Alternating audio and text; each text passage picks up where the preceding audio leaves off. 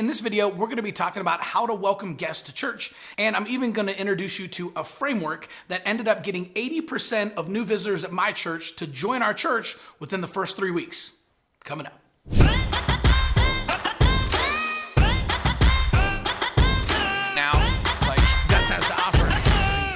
Hey, what's up? If we're meeting for the first time, my name is Chris Abbott. I have been in ministry for the last 15 years. I've had the opportunity to work with churches all over the country, and we've been able to pioneer a brand new church growth framework at my church that we call the Plan Your Visit model. In this video, we're going to be diving in. I'll share some of the things that we learned at my church, some of the things that work, some of the things that don't work, and maybe even a couple of things that you're doing right now that might be keeping people away from your church.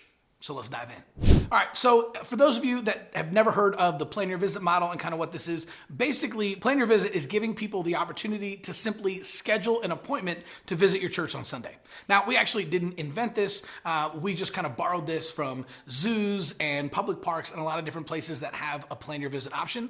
What we did is we actually figured out a way to make it work in churches. And when we did this, we actually launched this at April a few years ago, and we increased our first-time visitors in May by 42%, in June by 60%, in July by 87%, and in August by 113%.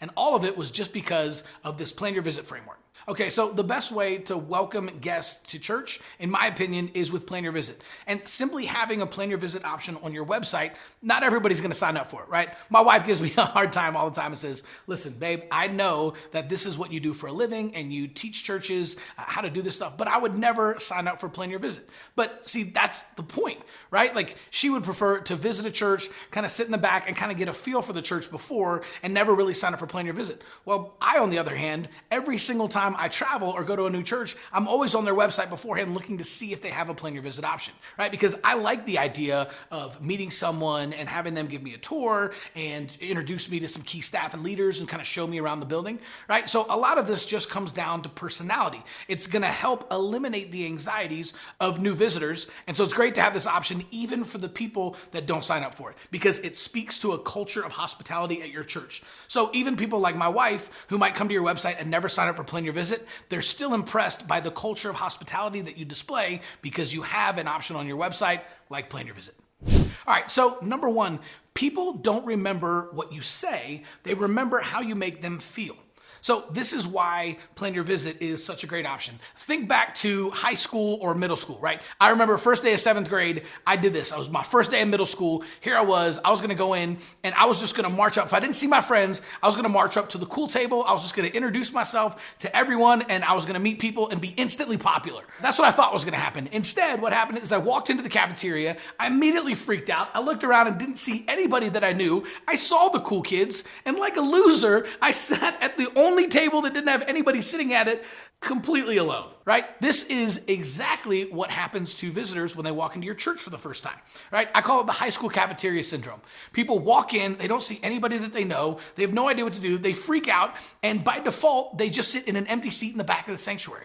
What's going to happen with Plan Your Visit is now you're actually going to schedule a friendly host to meet them at the front door, and they can give them a tour of the building. They can introduce them to some key staff and leaders, help them get their kids checked into kids' church. They can show them where the bathrooms are, get them a free cup of coffee, and then they can actually save seats for them in the sanctuary and sit with them. No more high school cafeteria syndrome. This is going to help, again, to just lower the barrier of entry for your new visitors, because now they have a friendly person waiting for them at the front door. It's kind of like having a best friend waiting for you at the front door. All right, number two, the first few minutes of a visit will actually determine whether or not the guest will ever come back again. Right? So this is actually crazy and it's a little bit disheartening to us, right? When we spend hours and hours and hours on messages and sermons for Sunday morning and the new visitors have actually figured out whether or not they're going to come back before you ever speak. In fact, a lot of them have already decided whether or not they're coming back the following Sunday before the music even starts. All right, so the most important thing is just make sure you're putting friendly people as the host, right? If the first few minutes are the most important part, you want to make sure to have your people front and center as your host. And trust me, this is not as hard as it sounds, right? You don't need to go through a big training thing and say, hey, we're going to launch Plan Your Visit in a couple of months. In fact, every single church, without an exception, every single church that told me they were going to launch Plan Your Visit, but they wanted to get things ready and train their people, and so they decided they were going to launch it in a couple of months, without exception, every single church never launched, right? They never did, because it's never perfect timing. In fact, perfect timing is a myth, right? The best time is right now. The most important thing is to start before you're ready and take imperfect action now. Mark Twain once said that the man who grabs a cat by the tail knows 80% more about cats than the man who doesn't. So the best thing you can do is start planning your visit this Sunday. Number 3, remember, the goal for welcoming guests is to eliminate awkwardness and encourage people. Right? So when people first come in, you don't want to roll out the red carpet. You don't want to treat them like VIP. You want to treat them like family. And this might seem like a subtle difference, but I promise it makes all the difference in the world. When we first started doing this at our church, what we found is that people, they don't want to be treated like rock stars or celebrities, right? Nobody wants to come like they're showing up to a red carpet event. People just want to feel like family. They want to feel like they belong, right? That's why people join churches so quickly when they first come out, is when they come out and it feels like home. So especially if someone has been to a bunch of different churches, they're trying to find the right fit for them. It's not that they're looking at worship styles. They're not trying to figure out music or who has the most comfy chairs or, whose style of preaching is the best. They're looking for a connection. You just want to have your friendly host connecting with people and making them feel like long lost family.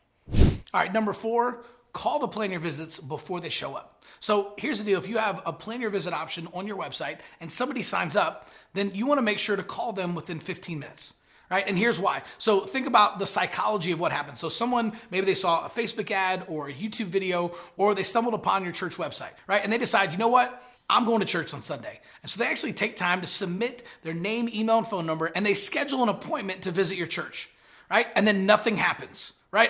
Imagine what goes through their head. So at first they're gonna be like, hey man, did anybody get that? Is anyone checking the inbox? Did I do it right? Did I schedule an appointment? Oh shoot, did they look me up on Facebook? They think that my life just, isn't perfect or isn't cleaned up enough to go to church. They start to experience like this mini rejection in their head. And now they don't show up on Sunday because they're embarrassed. They think you rejected them when actually you just never called them. So you need to call all the plan your visits within 15 minutes. And it's really simple. You basically just want to have a conversation. You want to introduce yourself, right? So you say something like, hey John, what's up? This is Pastor Chris. Hey, I saw that you planned to visit for this Sunday. Man, I just wanted to reach out, introduce myself personally, and answer any questions you might have about where to park or what to wear. So, man, what's going on? Right? So just something this authentic, this type of personal connection is going to go a long way, right? Even if people don't answer the phone and you leave it on the voicemail, then you can turn around and text them the same thing. And then people will respond with their preferred method of communication. So if people like talking on the phone, they'll call you back. If they like texting, they'll text you back. And now you know the best way to communicate with them moving forward. All right, next up, you want to make sure to send a reminder text message to every single plan your visit on Saturday night. Right? So the best time to do this is probably sometime between 4 p.m. and 7 p.m. Enough time that it's not too late, but it's also late enough in the day that they're already kind of thinking about the next day. Right? This is a real simple text that just says, hey John, Pastor Chris here. I just wanted to let you know how excited I am to meet you tomorrow at 10 o'clock. Man, get here early if you can. I'd love to meet you and hear a little bit more about your story. Right? Something real simple, real laid back, but just it's a reminder text and it just puts it on their radar again that, hey, excited to meet you tomorrow, reminds them that they plan to visit, but it also lets them know that, shoot, Pastor Chris is waiting for me on the other side. Or shoot, you know what? Tony from the prayer team is going to meet me there. Or hey, Katie from the guest assimilation team is waiting to meet me at the front door tomorrow. We found if you're having plan your visits, but you're having a lot of no-shows for plan your visit, this is one of the best ways to cure that. Again, you're just putting it back on their radar and letting them know and reminding them that someone is waiting for them the next day. And finally, basic training for your visitors and greeting team. Now, there's a lot of different ways to do this, but one of the easiest ways is just to train your volunteers and your plan your visit hosts in what types of things to say and what not to say. So there's a lot of different ways that you can go on this depending on the DNA of your church. But one of the most important things is make sure to train your people not to say things like, are you new? Right? That's one of the weirdest things you can say. In fact, I was actually at a church consulting in Michigan here just a couple of weeks ago, and I kind of like snuck in. I like to just kind of like walk around and kind of check things out and stuff. And so there was actually a guy from the congregation who walked up to me, and I could tell he'd been trained. I could tell he knew what he was doing, because instead of walking up and saying, are you new? I obviously was. I'd never been there before, and he probably knew that. But instead, he just came up and said, hey man, what's up? My name's Gary. I don't think I've met you before. Perfect introduction. So I introduced myself. He just said, great, man. How long have you been coming to the church? right? So that way it's not awkward, because if you ask someone if they're new, they just go, oh man, I knew I stuck out like a sore thumb, right? Like I knew I didn't fit in, and now they're all insecure, right? Don't ask people they're new. Plus, if you ask somebody they're new and they're like, no, I've been going here 5 years, right? Then you might offend them. So just make sure, walk up, introduce yourself, just say, hey, I haven't met you yet, right? How long have you been coming to the church? An easy conversation starter. All right, so if you like this video and you found it valuable, make sure to subscribe. We're dropping new videos every single day. Hit the little bell so you get notifications whenever we drop new videos. And if you want to learn more about how you can partner with us and actually have us help set up planner visit for your church, go on over to churchgrowthagency.com and check out the free video training we have there. We'll see you soon.